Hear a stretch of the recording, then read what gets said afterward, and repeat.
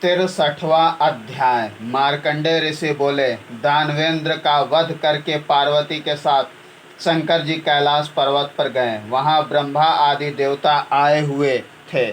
वे सब शंकर जी को प्रणाम करने लगे। शंकर जी ने कहा, मैंने पापी दानव को मार दिया है, उसके रक्त से मेरा त्रिशूल रंगा हुआ है। हे ब्रह्मा जी, हे ब्रह्मा जी, अब मुझे क्या करना चाहिए? कश्यप के पुत्र दानव को मारना इसलिए पड़ा क्योंकि वह युद्ध चाहता था। मैंने उसे व्यर्थ ही मारा है, इसलिए मैं तीर्थ यात्रा करना चाहता हूँ। ऐसा निश्चय करके व्याकुल चित्त से शंकर जी देवताओं के साथ प्रभास पर्वत पर गए। प्रभास प्रभास आदि अनेक तीर्थों, गंगा आदि नदियों की यात्रा के बाद भी त्रिशूल स्वच्छ नहीं हुआ। इसके बाद नर्मदा पर देवों के साथ गए और उत्तरी दक्षिणी किनारों पर भी धोया। इसके बाद दक्षिण तट पर भृगु संज्ञक पर्वत पर मनोहर स्थान देखा। उसमें तीर्थ विशेष जानकर शिव जी वहाँ रुक गए और त्रिशूल से पर्वत को छेद दिया, तो त्रिशूल रसातल तक चला गया और निर्मल हो गया। वहीं पर सरस्वती देवी का आवाहन किया। इस प्रकार वहां से सर्व तीर्थमयी सरस्वती का उद्गम हुआ। वहीं पर ब्रह्मा जी ने ब्रह्मेश्वर की स्थापना की। उसी के याम्य भाग में भगवान विष्णु स्थित हैं। वहां से जल के निकास का मार्ग नहीं था। तब शिव जी ने शूल से रेखा बना दी, उससे जल निकल गया और रेवा महानदी में मिल गया। वहीं संगम पर चक्र तीर्थ उत्पन्न हुआ। शूल भेद पर स्नान करने से आत्मा को कोई भी दुख नहीं रह जाता। उसके उत्तर भाग देवाधिदेव जगत गुरु स्थित हैं। शूल भेद तीर्थ की स्थापना करके सर्वदेवमय शिव की अर्चना स्वयं शिव जी ने की है। शंकर जी ने तीर्थ की स्थापना करके 108 यक्षपाल और 100 क्षेत्रपाल उस क्षेत्र की रक्षा के लिए रखे। जो लोग वहां बसना चाहते हैं, यक्षपाल और क्षेत्रपाल उन्हें विघ्न करते हैं, जैसे कुटुंब चिंता, गृह कार्य चिंता आदि। जो इस तीर्थ पर स्नान करते हैं उनके पाप नष्ट होते हैं। जो पापी है उन्हें स्नान होता ही नहीं। इस तीर्थ पर कष्ट होता है, ऐसा कुछ लोग कहते हैं। पत्नी बच्चे नौकर भूखों मरते हैं, धनार्जन नहीं होता, अन्न नहीं बचता, रोगी होता है, अकेला रह जाता है, ऐसा पापियों का होता है। देवगण और देवभृत्य इस तीर्थ पर आने वाले की रक्षा करते हैं। पवित्र और धन्य लोगों का स्नान लाभ होता है, विशेषतः सरस्वती और भोगवती नदी में। यह श्वेत और कृष्ण वेणियों का संगम है। सभी देवता प्रसन्न होकर परस्पर इस तीर्थ की प्रशंसा करते हैं। देवों ने शंकर जी की पूजा की। शिव जी इसी तीर्थ पर स्थित होकर शूल भेद नाम से प्रसिद्ध हुए, क्योंकि शिव जी ने यहाँ त्रिशूल से भेद किया था। वे 3 प्रकार के भेद त्रिशूल से किए गए भेद कुंडाकृति में आज भी जल से भरे दिखाई देते हैं। इस तीर्थ में यदि स्नान करके उपवास करे तो सभी दुखों का नाश होता है। दीक्षा मंत्र विहीन के भी पाप नष्ट हो जाते हैं। जो 5 रौद्र मंत्रों के साथ स्नान करते हैं वे स्वर्ग जाते हैं। 10 अक्षर मंत्रों के जाप से शिवलोक प्राप्त होता है। तिल मिश्रित जल से पितरों का तर्पण करने से दक्ष पिछली पीढ़ी और 10 अगली पीढ़ियां तृप्त होती हैं। जो फल गया क्षेत्र का है वही शूल भेद का है। पवित्र ब्राह्मणों को यहाँ पर 13 दिन तक जो भी दान दिया जाए वह 13 गुना हो जाता है। 64वां अध्याय। उत्तानपाद बोले, श्राद्ध, वैवाहिक कार्य और दान में कौन से ब्राह्मण पूज्य हैं और कौन से अपूज्य, कृपया बताइए। शिव जी बोले, हे नृप, जैसे लकड़ी का हाथी और चमड़े का मृग किसी काम का नहीं, वैसे ही अध्ययनहीन ब्राह्मण व्यर्थ है।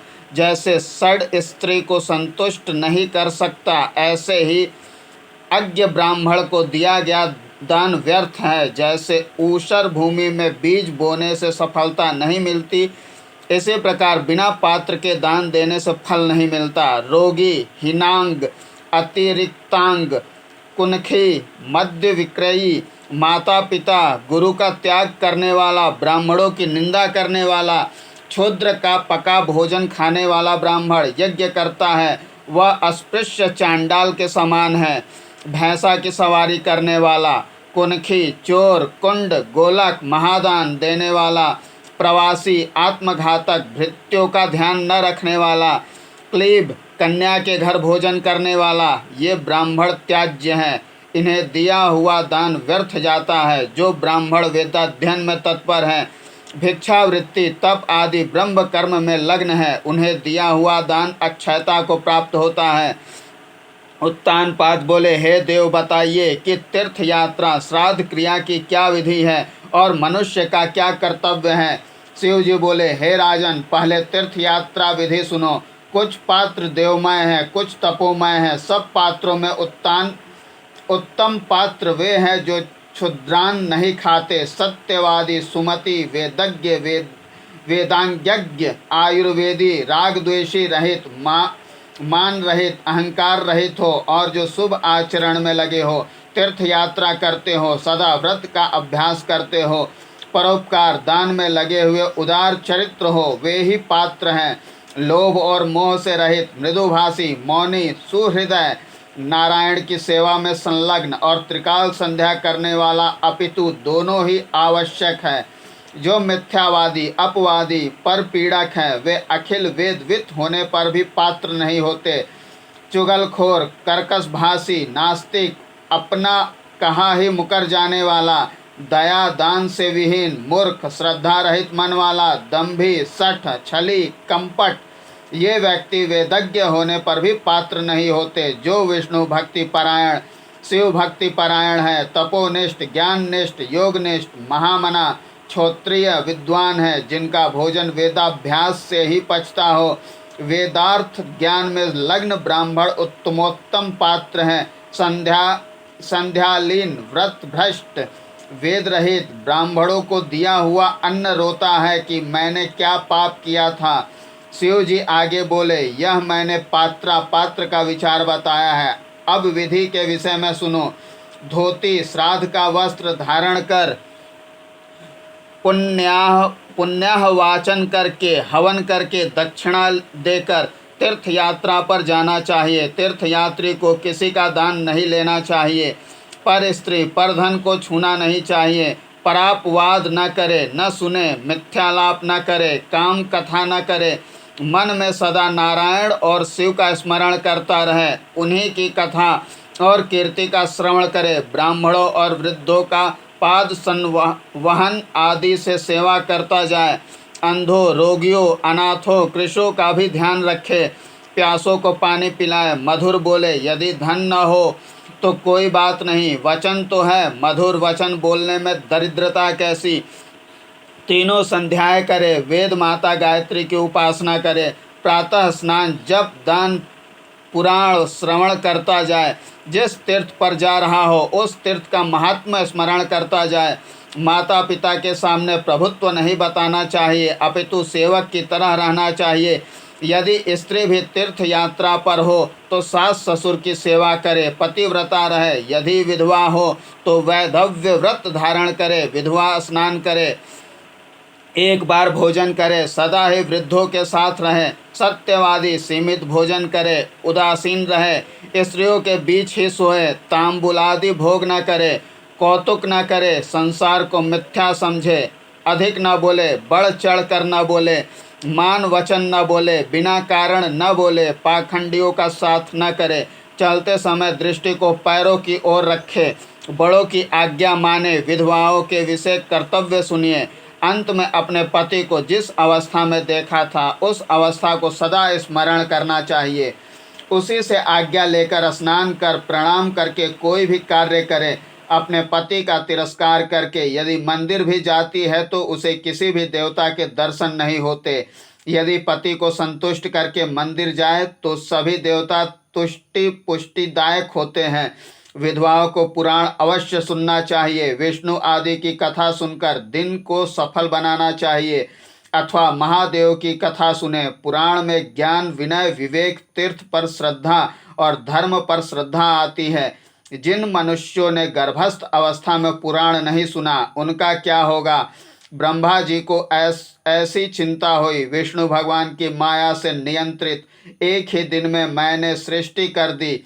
अब बेचारों की मुक्ति कैसे होगी। करुणा से विदीर्ण हृदय वाले ब्रह्मा जी ने श्रवणेन्द्रिय की रचना की, फिर पुराण और धर्मशास्त्रों की रचना की। इनके श्रवण से इनकी मुक्ति होगी, यह मुक्ति का मार्ग बना दिया। उस मुक्ति मार्ग को छोड़कर मूर्ख लोग कुकथा को प्रसन्नता से सुनते हैं। तीर्थ के पास पहुंचकर एक कोस पहले से भक्ति युक्त होकर दंडवत जाना चाहिए।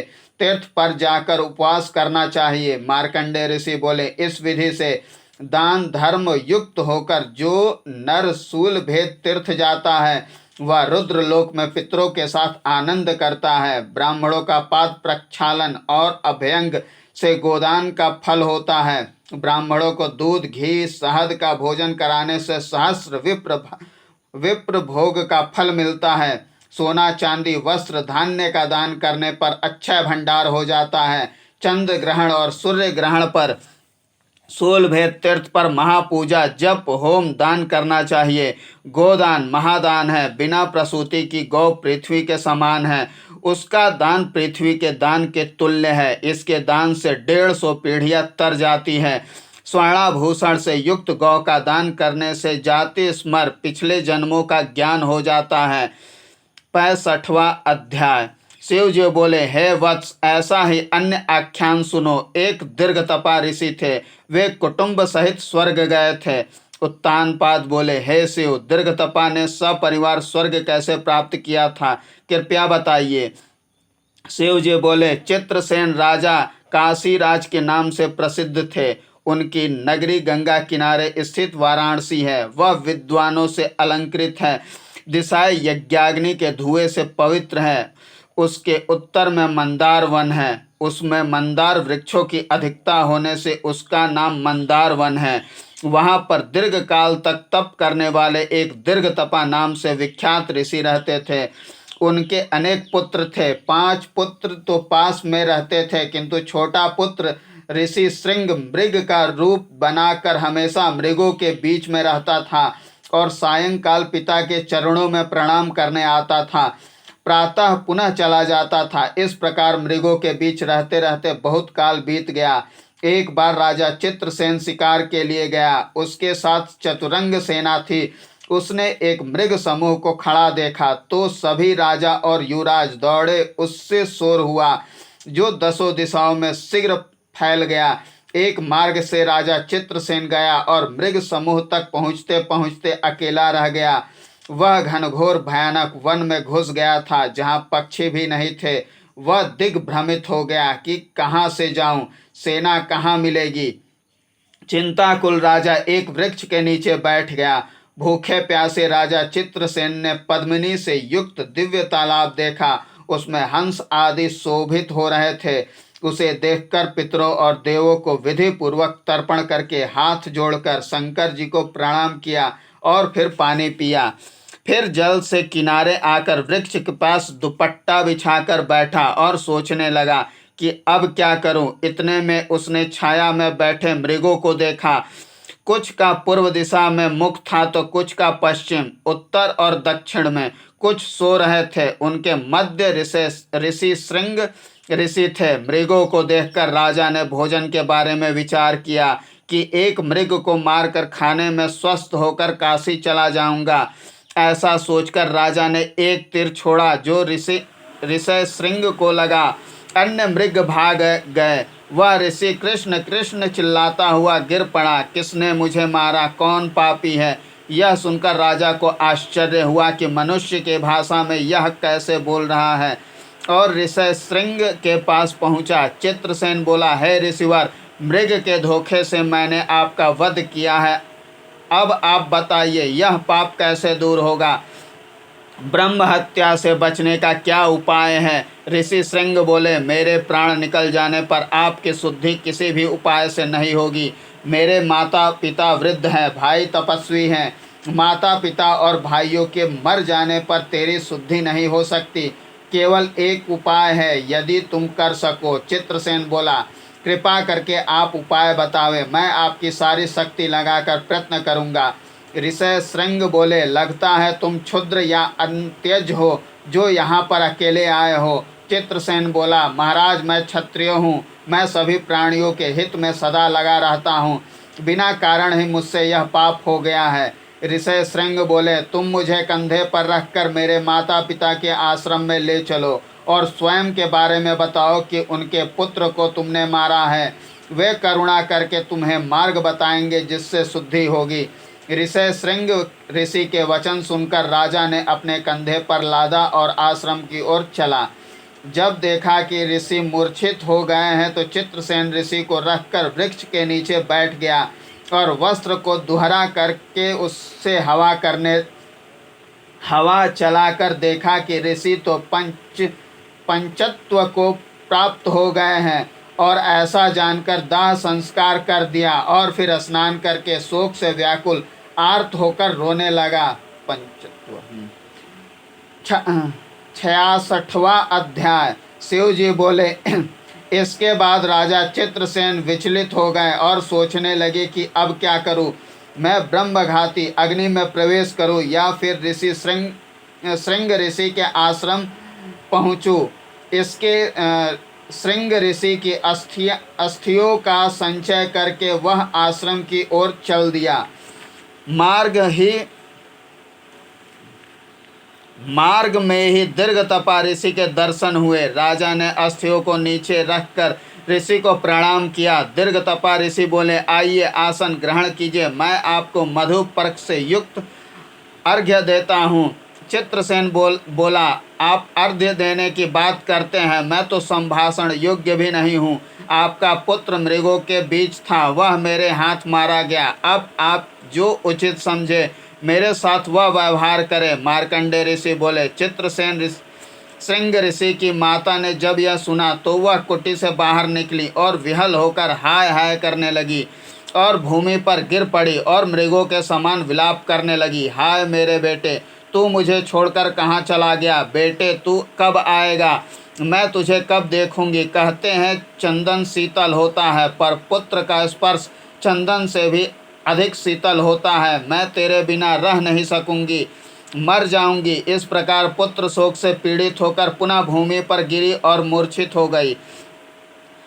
अपनी पत्नी को इस प्रकार मूर्छित देखकर दीर्घतपा चित्रसेन पर भड़क गए।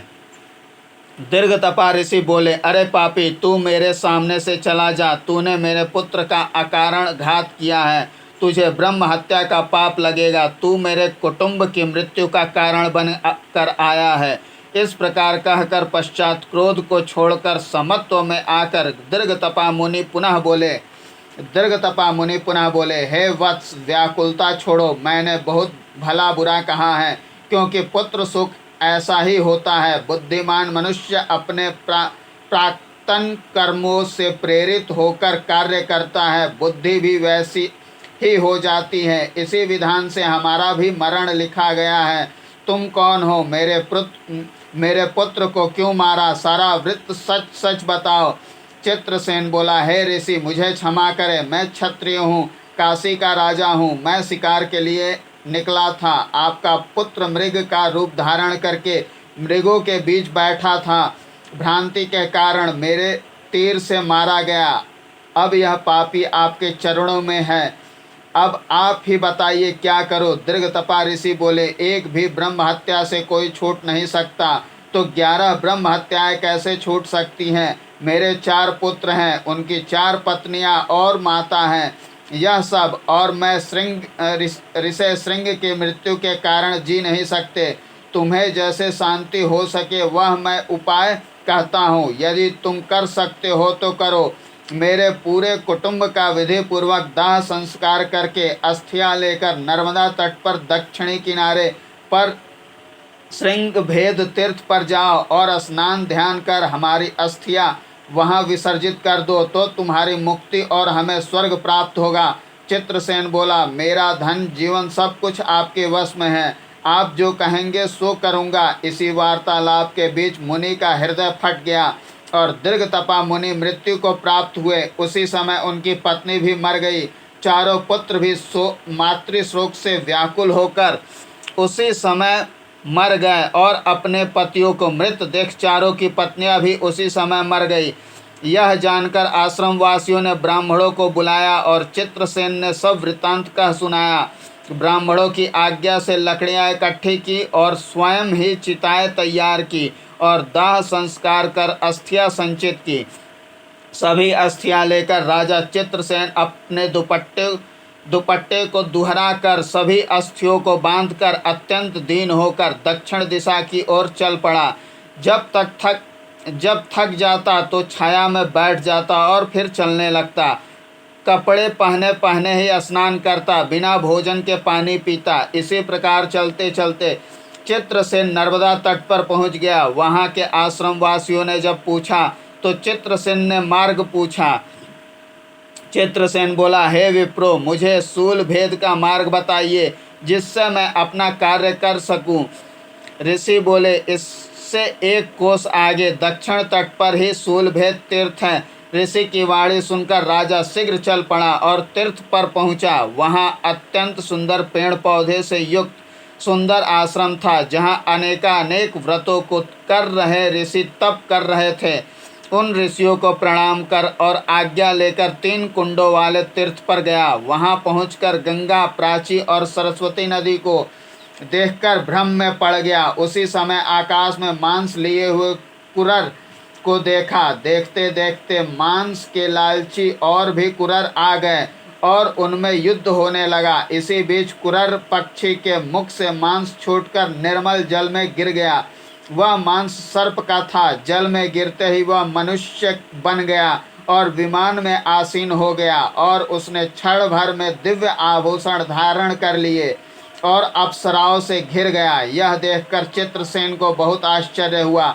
यह सब वृत्त ऋषियों को सुनाया और तीर्थ के प्रभाव से रोमांचित हो गया। अस्थियों को भूमि पर रखकर स्नान किया, पितरों और देवों को तर्पण किया और शिव जी की पूजा की। पश्चात अस्थियां उठाकर जल में विसर्जित की और एक क्षण को राजा ऊपर की ओर देखने लगा। तब वहां आकाश में सभी ऋषि कुटुंब को दिव्याभरणों से युक्त विमानों में आरूढ़ देखा और अत्यंत प्रसन्न हुआ। ऋषियों ने आकाश से ही चित्रसेन से कहा, हे राजन, तुम्हारे कारण हमें दिव्य गति प्राप्त हुई है, जो कि इस तीर्थ का प्रभाव है। तुमने जो कष्ट उठाया है वह तो कोई निज पुत्र भी नहीं कर सकता। अब तुम निष्पाप हो गए हो। अब अपना अभिष्ट प्राप्त करो, यह मेरा आशीर्वाद है। इस प्रकार आशीर्वाद देकर दीर्घ तपा ऋषि सकुटुंब स्वर्ग चले गए। 67वां अध्याय।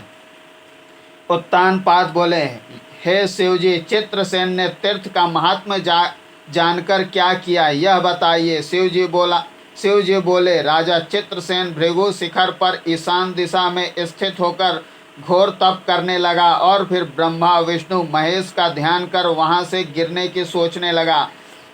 इसी बीच भगवान रुद्र ने राजा का हाथ पकड़कर कहा, बेटे, तुम अभी युवा हो, अकाल मरण ठीक नहीं, अपने घर जाओ और राज्य करो। चित्रसेन बोला, हे महादेव, मुझे राज्य, पुत्र, पुत्री, सेना आदि से कोई प्रयोजन नहीं। आप मुझे अंतर राय न करें, मैं आपके प्रसाद से स्वर्ग प्राप्त करूंगा। शिव जी बोले, जिसके सामने स्वयं ब्रह्मा, विष्णु, महेश उपस्थित हो, उसे स्वर्ग जाने से क्या प्रयोजन। हम प्रसन्न हुए, तुम अपना अभिष्ट वर मांगो। चित्रसेन बोला, यदि आप मुझ पर प्रसन्न हैं तो आप तीनों इस स्थान पर सदा निवास करें और शूलभेद तीर्थ तीनों लोकों में प्रसिद्ध हो। जहाँ जहाँ आप रहें वहाँ वहाँ मैं भी रहूँ और आपके गणों का अधिपति बनूँ। शिव जी बोले, आज से हम तीनों देव अपने अंश रूप से यहाँ रहेंगे और आप नंदी संज्ञक गण कहलाएंगे। इस प्रकार का वर देकर तीनों देव अंश रूप से कुंड के पास स्थित हो गए और आपस में वार्ता करने लगे कि यह तीर्थ सर्व तीर्थमय शूलभेद तीर्थ नाम से विख्यात होगा। जैसा सभी तीर्थों में प्रधान कहा गया जैसे सभी तीर्थों में प्रधान गया तीर्थ है। कुंड के उत्तर में 10 हस्त प्रमाण याम्य, इंद्र, वारुण, काष्ठा में 21 हाथ प्रमाण पिंडदान आदि कार्यों में मान्य होगा। यहाँ स्थित विष्णु पिता के रूप में, ब्रह्मा पितामह के रूप में और रुद्र प्रति पितामह के रूप में स्थित होकर पूजा ग्रहण करेंगे। शूलभेद तीर्थ में स्नान करके शिव जी का दर्शन करने से 7 जन्मों तक संतानहीन और धनहीन नहीं होता। यहाँ पर शाक मूल फल से ब्राह्मण को एक बार भोजन कराने पर वह कोटि धनवान होता है। 5 स्थानों पर श्राद्ध करने पर 21 पीढ़ियों का उद्धार होता है। जिन्होंने आत्मघात किया हो, गाय से या ब्राह्मण द्वारा मारे गए हो, हिंस पशुओं से मारे गए हो, जलपात या विद्युतपात से मारे गए हो, जिनका अग्नि संस्कार न हुआ हो, जिनका शौच न हुआ हो, उदक क्रिया न की गई हो, जिनका श्राद्ध उनका श्राद्ध यहाँ करना चाहिए। इससे मोक्ष की प्राप्ति होती है। जो यहाँ संन्यास से मरता है वह महादेव का स्मरण करता हुआ परम गति प्राप्त करता है और शिवलोक में रमण करने के बाद उत्तम कुल में जन्म पाकर वेदज्ञ होता है। राजा या राजपुत्र के रूप में सुख भोगता है। यह इस तीर्थ का फल है। इसे सुनने से मनुष्य के सभी पाप नष्ट हो जाते हैं और इसका पाठ सुनाने से देवता प्रसन्न होते हैं। जो इसे लिखकर पुस्तक का दान ब्राह्मणों को देता है वह जाति स्मर हो जाता है।